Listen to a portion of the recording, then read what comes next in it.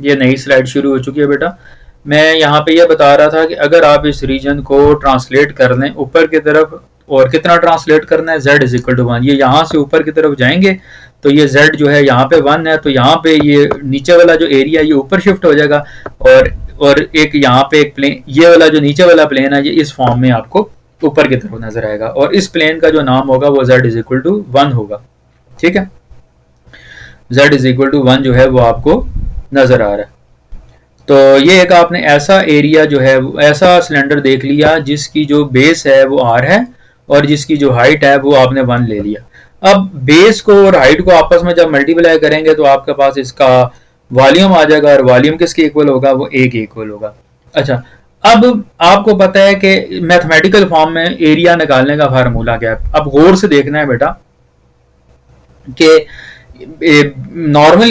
Normally मैंने आपको पता है कि जो वॉल्यूम का फार्मूला होता है वो वॉल्यूम का फार्मूला बेसिकली इस फॉर्म में होता है कि आपने करना ये होता है कि जो भी फंक्शन आपने लिया है, मिसाल के तौर पे यहाँ पे जो आपने फंक्शन लिया है कि वो आपने z एक फंक्शन लिया है, और आपने करना ये है कि इस z फंक्शन का जो 2 डायमेंशनल फंक्शन है, z फंक्शन का आपने एरिया कैलकुलेट करना है ओवर द रीजन r।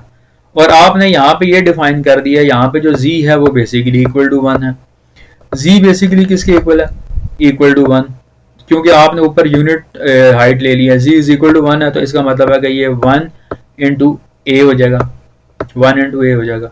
तो अब आपको ये समझ आ गया होगा कि v जो है वो इस फॉर्म में, ये आपको ये चीज नजर आ रही होगी, ये अब आपको समझ आ रही होगी ये किसके इक्वल है, ये किस तरह है। अब दूसरा फार्मूला देखें, अब राइट साइड देखेंगे ये राइट साइड किस तरह है। राइट साइड के लिए आपको पता है कि v जो है वो वॉल्यूम जो है वो बेसिकली किसके बराबर है, वॉल्यूम जो है आपके पास एरिया ऑफ बेस के बराबर है और इनटू हाइट, और हाइट जो है यहाँ पे आपके पास एरिया ऑफ द बेस और इनटू हाइट, हाइट जो है यहाँ पे आपके पास z है। तो ये आपने लिख दिया एरिया, एरिया ऑफ आर से मराद एरिया ऑफ बेस और इनटू हाइट, हाइट आपके पास 1 है तो आपके पास ये वाला फार्मूला आ जाएगा। इस a किसके बराबर है, एरिया ऑफ आर, और r से मराद रीजन, उस रीजन का एरिया, और z क्या चीज है, z को तो आपने 1 चूज किया हुआ है, तो अब एरिया डॉट 1 जो है एरिया ऑफ आर आ जाएगा। तो बेसिकली ये चीज अब आपके पास आ जाएगी किसके इक्वल, मतलब इसको अगर आप रीअरेंज करें तो ये आपके पास एरिया जो है उस रीजन का कैलकुलेट, अगर आपने किसी भी रीजन का एरिया कैलकुलेट करना है तो आप इस फार्मूले की मदद से कैलकुलेट कर सकते हैं। लेकिन यहाँ पे सिर्फ कंडीशन आपने याद रखनी है कि यहाँ पे जो फंक्शन चूज होगा वो यहाँ पे फंक्शन 1 चूज होगा, या 1 करें या फिर वैसे ही आप लिख लें, इससे कोई फर्क नहीं पड़ता, ये फार्मूला है। लेकिन जब आपने वॉल्यूम कैलकुलेट करना है तो यहाँ पे कोई ना कोई फंक्शन आ जाता है, लेकिन जब आपने एरिया कैलकुलेट करना है तो यहाँ पे आपने 1 चूज करना होगा, और ये आपके पास आ रहा है जी area of the region R, और ये आपने ड्राइव कर दिया with the help of double integral. With the help of double integral जो है आपने एरिया जो है वो कैलकुलेट करने का तरीका जो है वो सीख लिया। अब हम क्या करेंगे, इसी फार्मूले को क्वेश्चंस के ऊपर अप्लाई करने की कोशिश करेंगे, और कुछ क्वेश्चन जो है मैं आपके सामने लेता हूं और उनको सॉल्व करने की कोशिश करता हूं with the help of this formula. ये क्वेश्चन नंबर 1 है, क्वेश्चन नंबर 1 आपके सामने डिफाइन है। तो क्वेश्चन नंबर 1 में लिखा हुआ है कि यूज डबल इंटीग्रल। वो क्वेश्चन को आपने गौर से देखना है बेटा, क्वेश्चन को अगर आप गौर से देखेंगे तो क्वेश्चन समझ आ जाएगा, अगर नहीं देखेंगे तो ये क्वेश्चन कभी भी समझ नहीं आएगा। क्वेश्चन को आपने सुनना है, कह रहा है use a double integral, double integral का कॉन्सेप्ट आपने इस्तेमाल करना है, और to find the area of the region, कह रहा है area of the region find करें। अब इसका मतलब है आपका यहाँ पे टास्क है एरिया ऑफ रीजन निकालना। बेटा एरिया ऑफ रीजन निकालने का फार्मूला भी आपने पढ़ा है, सबसे पहले आप वो फार्मूला लिख लिया करें। एरिया ऑफ द रीजन आपने कैलकुलेट करना है, एनक्लोज बिटवीन अ पैराबोला, ये बेसिकली एक पैराबोला, ये पैराबोला एंड द लाइन, वो कह रहा है कि जो इन दोनों के दरमियान में आपने करना यह है कि एक पैराबोला मौजूद है, ठीक है, ये मिसाल के तौर पे इसका ये पैराबोला आपके सपोज करते हैं ये इस तरह का पैराबोला बनेगा, और ये आपके पास एक लाइन है, तो ये आपके पास स्ट्रेट लाइन का ग्राफ इस तरह बनेगा। तो इन दोनों के दरमियान में ये वाला जो एरिया है ना ये आपने कैलकुलेट करना है, ये वाला जो एरिया है ना ये आपने कैलकुलेट करना है। तो इस एरिया को कैलकुलेट करने के लिए अब दो प्रॉब्लम है, आपके पास टू टाइप्स जो हैं वो डबल इंटीग्रल के फार्मूले हैं। एक वो फार्मूला होता है जिसमें x की लिमिट कांस्टेंट होती है और y की लिमिट फंक्शन होती है, उसको कहते हैं one type double integral formula. एक दूसरा फार्मूला होता है जिसमें y की लिमिट कांस्टेंट होती है और x की लिमिट जो है वो वेरिएबल होती है, x की लिमिट वेरिएबल होती है। तो हम सबसे पहले वन टाइप फार्मूला करेंगे से ये क्वेश्चन अटेम्प्ट करने की कोशिश करेंगे, फिर हम टू टाइप से ये क्वेश्चन अटेम्प्ट करने की कोशिश करेंगे जी।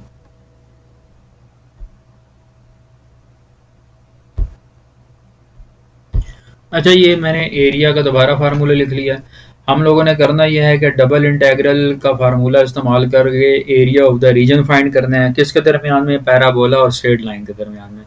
तो एरिया का फार्मूला सबसे पहले लिखेंगे और दो कर्व्स दी हुई हैं। एक पहली कर्व आपको ये नजर आ रही है, ये जो आपको पास फर्स्ट कर्व नजर आ रही है, this is a curve of parabola और this is a curve of straight line. अब ये मुझे किस तरह पता चल रहा है कि दिस इज अ कर्व वो पैराबोला? पैराबोला जो इक्वेशन होती है वो क्वाड्रेटिक इक्वेशन होती है और स्ट्रेट लाइन की जो इक्वेशन होती है उसमें वेरिएबल की जो पावर है वो 1 होती है। तो इसमें देख सकते हैं यहाँ पे x की पावर 1 है, दिस इज लीनियर, और लीनियर का ग्राफ हमेशा स्ट्रेट लाइन होता है। और एक्स स्क्वायर है, एक्स स्क्वायर का मतलब है this is a quadratic equation. Quadratic equation का ग्राफ जो है अगर इस तरह की फॉर्म में हो, y square is equal to 4ax, तो ये बेसिकली पैराबोलिक ग्राफ बनेगा। तो एक पैराबोला आ रहा है और एक आपके पास जो है लाइन आ रही है। सबसे पहले हमने क्या करना है? लिमिट कैलकुलेट करनी है। y की लिमिट तो आपके पास मौजूद है, वो जो पैराबोला और लाइन के दरमियान में है, और सिर्फ x की लिमिट निकालनी है। तो x की लिमिट निकालने के लिए comparing y on both side, आप y को कंपेयर कर लें। सबसे पहले इन दोनों y को कंपेयर करेंगे, एक्स स्क्वायर बाय 2, क्योंकि लेफ्ट दोनों y को जब आप कंपेयर करेंगे तो आपके पास ये आंसर आ जाएगा। इसको क्रॉस मल्टीप्लाई कर दें तो ये आपके पास 2 डिवाइड हो रहा है, इसके साथ मल्टीप्लाई होकर ये आ जाएगा। तो ये एक्स स्क्वायर, 4x को दूसरी तरफ ले जाएं, यहाँ से x कॉमन निकाल लें तो ये आपके पास आ जाएगा x माइनस फोर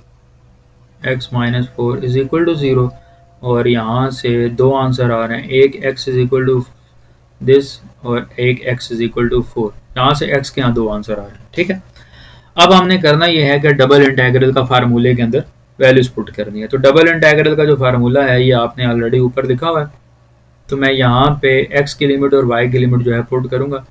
x की सबसे पहले क्या हो जाएगा जी? ये फार्मूला x की लिमिट बताएं। x की लिमिट क्या है? 0, और ख़त्म कहाँ पे हो रहा है? y पे। इसी तरह y की लिमिट बताएं, वो क्या है? यहाँ से, और ख़त्म कहाँ पे हो रहा है? 2x पे, ठीक है। ये पहली लिमिट x की होगी, दूसरी लिमिट y की होगी।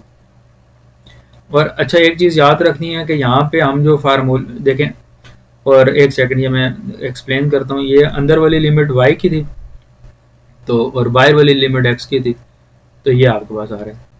अच्छा, एक चीज़ का आपने ख्याल रखना है कि यहाँ पे जो हम इंटीग्रेशन कर रहे हैं वो फर्स्ट, मतलब डबल इंटीग्रेशन कर रहे हैं, फर्स्ट टाइप वाली कर रहे हैं। फर्स्ट टाइप में ये होता है कि x की वैल्यू को जब आप y की वैल्यू को कंपेयर करोगे ना तो आपको x के आंसर मिलेंगे, जब आप x की वैल्यू को कंपेयर करोगे तो y के पॉइंट्स मिलेंगे। दोबारा सुने, y की वैल्यू को कंपेयर करेंगे तो x के पॉइंट्स मिलेंगे, x की वैल्यू को कंपेयर करेंगे तो y के पॉइंट्स मिलेंगे। तो यहाँ पे मैंने सबसे पहले किसके कंपेयर किए? x के पॉइंट किए, y की वैल्यू पॉइंट्स कंपेयर किए, y को y के साथ कंपेयर किया, तो यहाँ पे सॉल्व किया तो x के पॉइंट्स मिले। तो ये आपके पास जो है वो आंसर आ रहा है जी। अब इस ये जो डबल इंटीग्रल लिमिट है आप आसानी के साथ सॉल्व कर सकते हैं। इसको सॉल्व करते हैं, मजीद सॉल्व करने की कोशिश करते हैं इसको। तो इसको मजीद सॉल्व करते हैं। ये आपके पास ये आ रहा है। अच्छा, अब अंदर वाली इंटीग्रेशन की तरफ आपने फोकस रखनी है, बाहरी इंटीग्रेशन को फोकस नहीं रखना। अंदर इंटीग्रेशन में आपको किसकी नज़र आ रही है? y के लिहाज से नज़र आ रही है, और कांस्टेंट की इंटीग्रेशन वेरिएबल होती है तो यहाँ पे वेरिएबल लिख देंगे। और लिमिट क्या है? Limit x square by 2x और साथ में dx। अब upper limit minus lower limit करेंगे तो ये आपके पास आ रही है जी 0 से 4, और ये आपके पास अपर लिमिट पहले पुट करेंगे वो बेसिकली 2x है, और लोअर लिमिट पुट करेंगे तो x के बाई 2।